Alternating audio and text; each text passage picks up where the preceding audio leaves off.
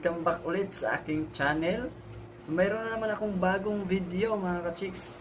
So sa video na to, niguradong makakuha na naman kayo ng idea kung paano gumawa ng thumbnail. So ano ba yung thumbnail mga ka-chicks? Yung thumbnail, ito lang naman yung nangaakit ng mga viewers para panoorin yung inyong mga video. Kumbaga, yung thumbnail ay profile picture ng inyong mga videos. Tama ba yun? Profile? So yun na nga siguro yun. Profile picture ng ating video. So para makagawa tayo ng thumbnail mga chicks, meron tayong dalawang app na kailangan. Dalawang app. So una yung ating PixArt. Pangalawa yung Pixelab. Yan yung mga app na kailangan natin para makagawa tayo ng YouTube thumbnail. Gusto mo bang matuto kung paano gumawa ng thumbnail? Kung ganun, subscribe ka muna at pakiclick na rin yung notification bell para ma-update ka sa mga bagong kong upload. Let's go! So yan mga ka-chicks, nandito na tayo sa ating screen. So ang unang gagawin natin, punta tayo sa ating PixArt app. So ayan, PixArt natin. Yung PixArt ko. Click natin. Tapos i-click lang natin tong plus sign ito sa baba. Ayan, so hanap tayo ng picture dyan na i-cut out natin. So ito yun. So ang gagawin natin, i-cut out natin siya para matanggal yung background niya. So itong sign na gunting, click natin yan. Tapos i-zoom lang natin. Yan. Tapos i-click nyo itong outline. Ito, sa baba.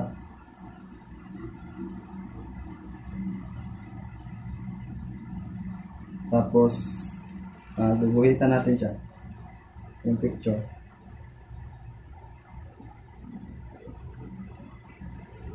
Yan.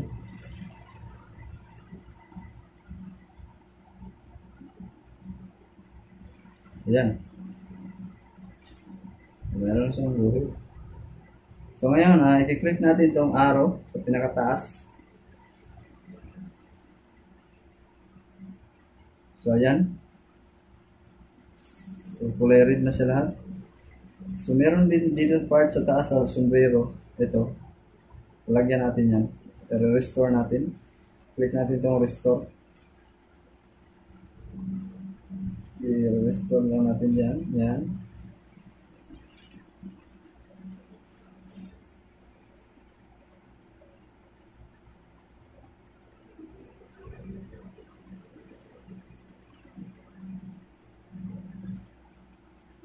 Yan. So, save na natin. Sa taas. Yan. So ngayon, yung ginagawa ng iba, gusto nila may border, yung parang nakaguhit sa paligid. So ako, lalagyan ko lang din. Ito, nakalagay border sa pinakababa. Click natin yan. Yan. So may border na siya na kulay white. Kung gusto nyo ng ibang kulay, o for example, red, ayan. Bahala kayo kung anong gusto niyo, no, na kulay. So ako, ito na lang siguro, yan. Tapos pwede niyo lakihan yan, gusto niyo maliit, depende sa inyo. So ako ganyan na siguro kaliit. Yan. Tapos check na natin ito sa taas. So ayan. Tapos i-click natin yung arrow, yung dito sa right side, pinakataas. Yan, tapos save. Ito. Tapos save ulit. Ito sa baba. Yan, tapos done na. So ngayon, gagawin natin, punta tayo sa Pixelab app natin. So, punta tayo sa Pixelab. So ito. Natin yan. So, ang gagawin natin, buburahin natin itong new text. So, dito sa taas yung delete. Itong sign na delete. Ayan, tapos okay. So, ayan, wala na. So, kung mapapansin nyo sa screen, medyo malaki yung background, di ba?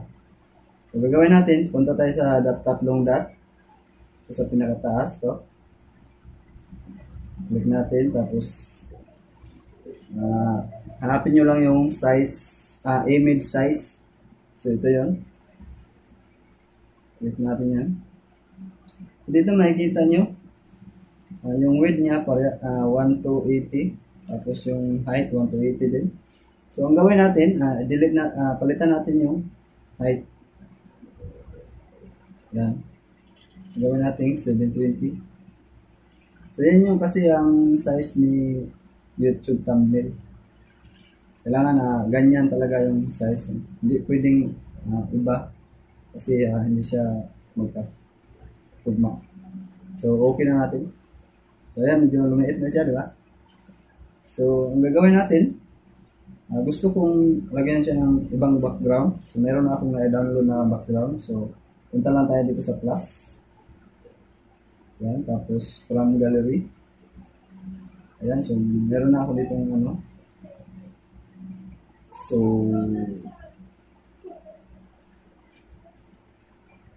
ito na siguro. Ayan. Tapos, dito sa pinakababa, may sign na check. Click natin yan.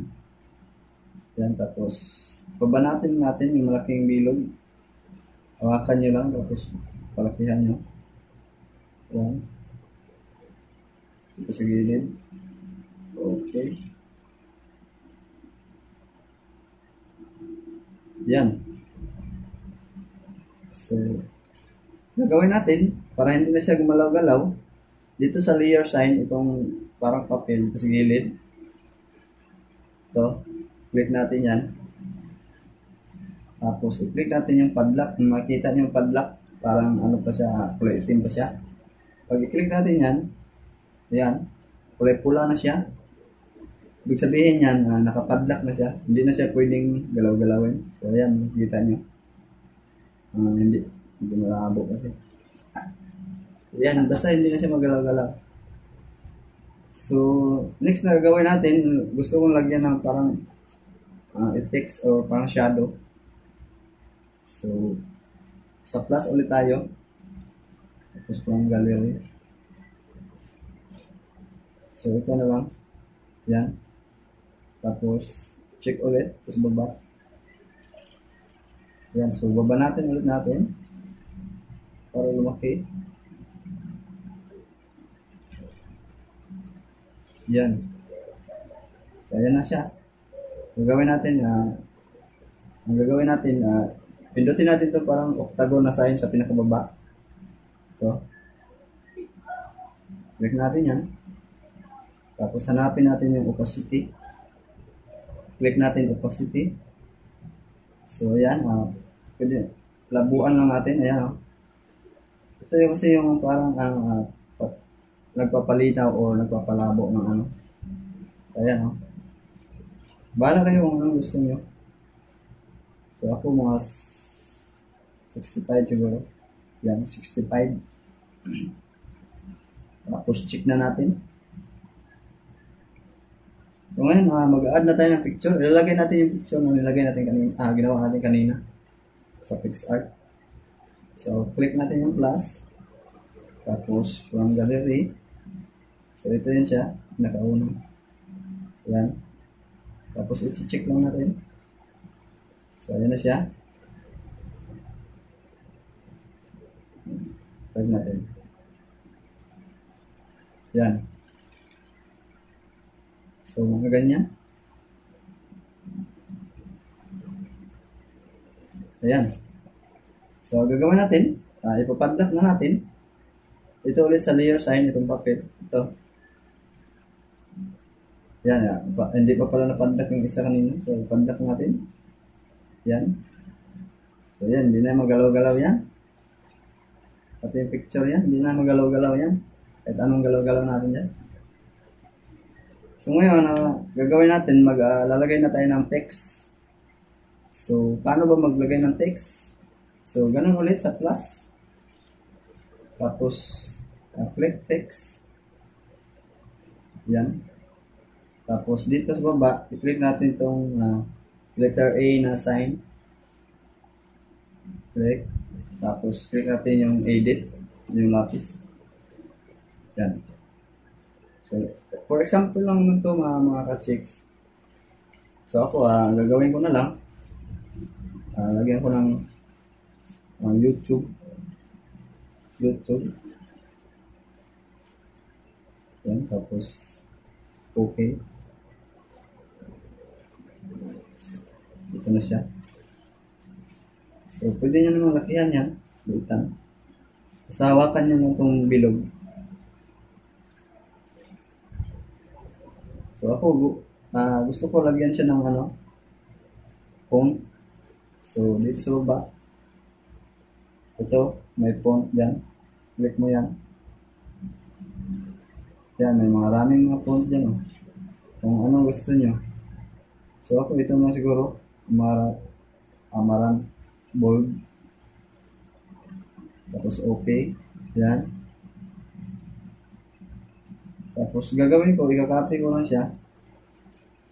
So, ito, copy. Yan. Para para makopy yung font. So, gagawin natin, edit ulit text. Burahin natin yung YouTube. Palitan natin ng thumbnail. Ayan. So, makikita nyo, hindi siya kasya, di ba? Yung nasa baba yung A. So, gawin natin. Banatin na natin dito sa right side. Press lang natin, tapos banatin. So, ayan, nagkasya na. Ayan.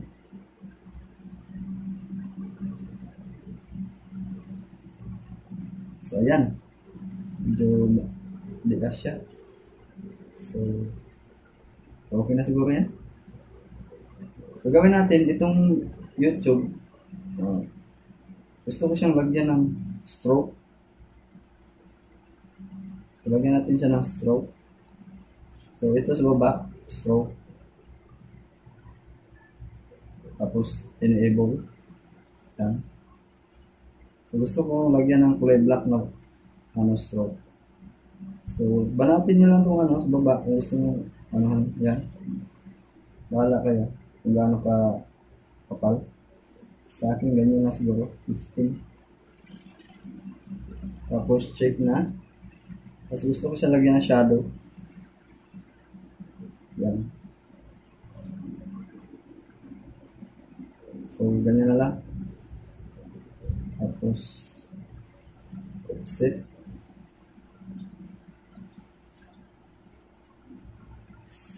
So, ganyan. Tapos, check na. Tapos, ngayon, yung thumbnail naman. Gusto ko kulay na dilaw. So, ito color. Marami yan dito mga chicks. So, ito color. Select natin color. Gusto ko kulay dilaw. Kung meron naman dilaw, ayan. Tapos, check. Tapos, stroke ulit siya. Sa baba. Stroke. Enable. Yan. Tapos, kulay black ulit. Yan, mga 15 lang. So, yan, 15. Tapos, check natin. Tapos, shadow ulit. Yan, tapos check. So, ayan na. So, ngayon, kung gusto nyo maglagay ng mga sticker dyan, o mga logo ng YouTube, so, pwede nyo naman gawin. So, click lang natin yung plus. Tapos, from gallery. So, ako gusto ko ilagay itong pixel lab na Tapos, check lang natin. Gusto ko lang palitan. Yan. So, dito ko na lang ilagay. So, mga ganyan siguro. So, yan. Okay na. So, padlock na pala natin yan. Dapat ipadlock natin pala lahat, para hindi na magalaw-galaw. So yung YouTube tsaka thumbnail hindi pa na-padlock. Yan, padlock natin lahat. Ayan, di na magalaw-galaw yan. Ngayon, mag-add pa ako ulit yung PixArt na ano, logo. So ano yung PixArt na logo ko? Ito. Check lang natin. Tapos liitan lang natin.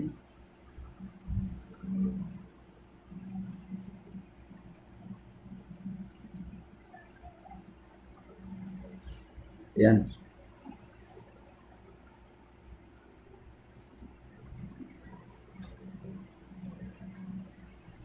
So, ayan. So, okay na.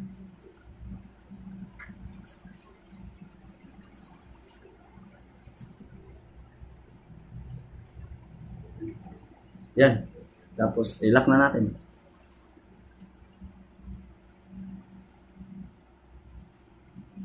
So, yan. Nakikita nyo mga ka-chicks. Gusto ko pang maglagay dito sa bakante na to. Ito. Gusto ko siyang lagyan ng logo ng YouTube. So, plus ulit. Gallery. So, ito. Check lang natin.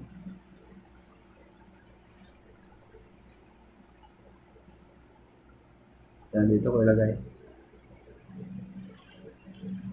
So, yan. Tapos, lock ulit natin. So, bahala kayo kung anong gusto nyo gagawin sa thumbnail nyo. Depende yan sa inyo. So, pag-aralan nyo lang yung Pixelab kasi napakadali lang naman gamitin. So, ayan. Okay na yung ating thumbnail. Nakikita nyo. Ayan o. Okay na. So, hindi na yan magalaw-galaw kasi naka-lock na yan. So, para ma-save natin yan sa gallery, click lang natin to. Yung parang camera. Tapos, save as image. So, ayan. Tapos, save to gallery na. Click lang natin. So, yun. Nakasave na yun sa gallery, guys. So, yun. Ganun lang kadali, mga ka-chicks. So, yun lang, mga ka-chicks. Napakadali lang naman gumawa ng YouTube thumbnail. So, sana nagustuhan nyo yung aking video. So, kung nagustuhan mo yung aking video, mag-comment lang, share at mag-subscribe at i-hit na rin yung notification bell para updated kayo sa mga susunod kong video. Bye-bye!